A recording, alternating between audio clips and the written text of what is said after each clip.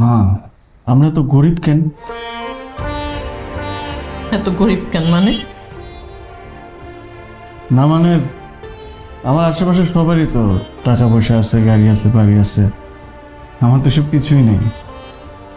তোর যা আছে সেটা নিয়ে সন্তুষ্ট থাক।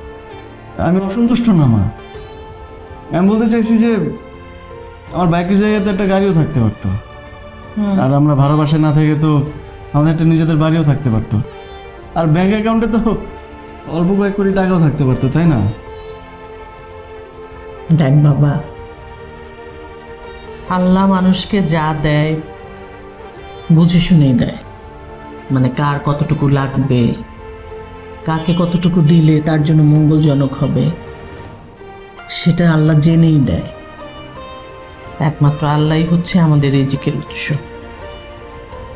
আল্লাহ আগে থেকেই কার রিজিক কতটুকু সেটা ঠিক করেই দেন। এসব নিয়ে না ভেবে নিজের কাজটা মনোযোগ দিয়ে কর আর সৎ থাক, দেখবি মনের সব আশায় পূরণ হয়ে যাবে।